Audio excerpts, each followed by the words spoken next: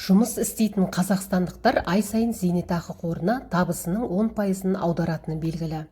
Бірыңғай жинақтаушы зейнетақы қорына аударылатын жарналардың тұрақтылығы зейнеткерлікке шыққанға дейін қаражатты жинақтаудың кілті болып табылады. Бірақ жыл өткен сайын бәрі қымбаттап, міндетті жарналар жеткіліксіздігі туындауда.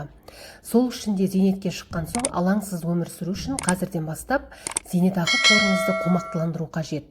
Оның түрлі жолдары бар. Бұл туралы білгіңіз келсе, видеоны қарап шығыңыз.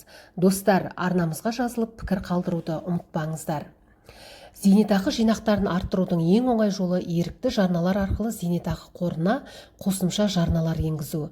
Артықшылығы мұндай жарналарға шектеу қойылмаған, және сіз өзіңіздің зейнетақы шотыңызға алуан түрлі сомаларды сала аласыз. Бірақ бұл әдіс қатаң қаржылық тәртіпті талап етеді, сондықтан халық көбіне елемейді. Қосымша жинақ үшін неғұрлым шынайы балама ұжымдық инвестиция. Инвестордың ақшасы қор нарығына жіберіліп, жұмыс істей бастайды. Көптеген инвесторлардың ақшасы бір ақша пулына жиналғанда инвестициялық мүмкіндіктер айтарлықтай артады. Қазақстанда ұжымдық инвестициялар интервалдық пайлық инвестициялық қорлармен ұсынылған. Бұл әртүрлі қаржылық активтерге инвестициялау үшін инвесторлардың қаражатын біріктіретін кәсіби басқарылатын ақша қорлары.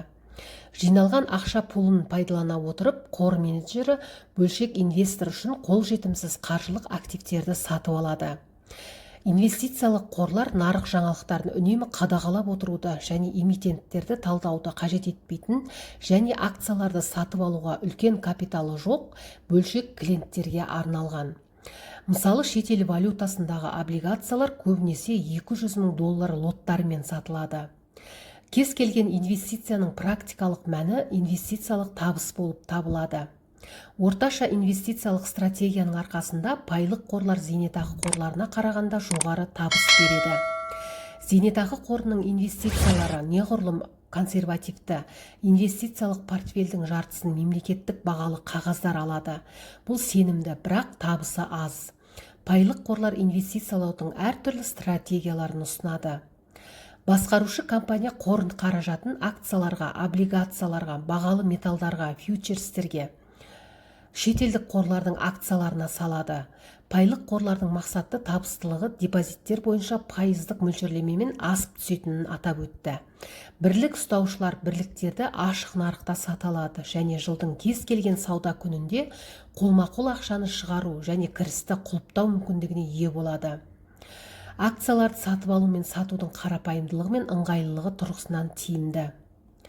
Цифрландырудың арқасында акцияны сатуға немесе сатуға өтінімді басқарушы компанияның сайтында әлемнің кез келген жерінде беруге болады. Қазір Қазақстандағы инвесторда инвестициялық пай қорларының үлкен таңдауы бар. Сіз валюталық немесе теңгелік қорды таңдай аласыз. Мұнда акциялардың құны мен кіріс теңгемен немесе доллармен есептеледі. Долларлық қорлардың табыстылығы банктердің шетел валютасындағы депозиттеріне қарағанда жоғары. Жинақтарын валюталық инфляциядан қорғағысы келетін адамдар оларға ақша салады. Теңгелік пай қорлары инвестордың инвестициялық преференцияларына байланысты акциялар мен облигацияларға, қазақстандық және шетелдік компанияларға, Қазақстанның және басқа елдердегі мемлекеттік бағалы қағаздарына, биржалық индекстік қорларға кіріс береді. Мемлекеттік бағалы қағаздардың үлесі пайлық қорлардың инвестициялық портфелін тұрақтандырады. Қорды таңдау клиенттің болашақта ақшасын қай валютаға жұмсайтынына байланысты. Қорға инвестициялау уақыты да маңызды.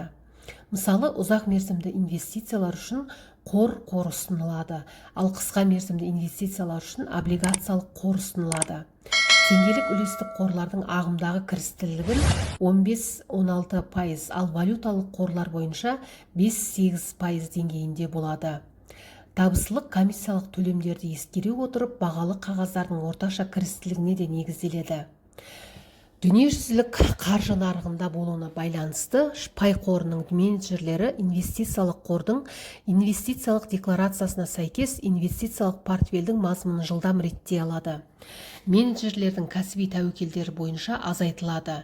Инвестициялық портфельді басқарушылардың барлығы Қазақстан Республикасының қаржылық реттеушісімен лицензияланған және олардың басым бөлігі қазақстандық ірі банктерді еншілес ұйымдары болып табылады. Заң бойынша акционерлердің ақшасы портфельді басқарушының ақшасынан бөлініп, басқа банкте сақталынады. Басқарушы компаниялардың қызметі ашық. Олар үлестік қордың инвестициялық нәтижелері туралы есептер мен ақпаратты жариялайды. Акционерлерді істің жай-күйі туралы хабардар етеді. Инвестициялау жастарға арналған деген танымал пікірге қарамастан, зейнеткерлікке ақша жинауды бастау ешқашан кеш емес. Инвестициялық процесс неғұрлым ерте басталса, инвестор соғұрлым көп табыс таба алады. Ұзақ мерзімді инвестициялар үшін пайлық қорлар әдетте жақсы таңдау болып табылады. Әр тараптандырылған портфельдердің арқасында пайданы жоғалту тәуекелі төмендейді. Сондай-ақ инвестициялау үшін айлық қорлардың әртүрлі түрлері бар. Оның ішінде мемлекеттік облигациялар бар қорлар мен ірі компаниялардың акцияларына арналған қорлар. Қазіргі уақытта қор нарығындағы жағдай инвесторларға қолайлы болып тұр. Қазақстандық бағалы қағаздар нарығы биылғы жылдың басынан бері өте белсенді. Акциялар, облигациялар және мемлекеттік бағалы қағаздар мен биржалық сауда көлемі артып келеді. Инвесторлардың әртүрлі активтер бағасының өсуінен ақша табуға мүмкіндігі бар. Қазір әлемдік нарықта бағаны түзету жалғасуда. Кейбір бағалы қағаздардың құны төмендейді, ал басқалары көтеріледі. Бұл кейбір құралдардағы позицияларды жабу және басқаларында ең жақсы және аз тәуекелді кірістерді іздеу үшін позицияларды ашу үшін жақсы жаңалық. Тарихи деректерге сүйенсек, қор нарығы циклдық сипатқа ие және өсу мен тоқырау кезеңдеріне ие. Қор менеджерлері белгілі бір қағаздарды сатып алмас бұрын әрқашан нарықтық жағдайды талдап, активтерді тартымды бағамен инвестициялауға ұмтылады.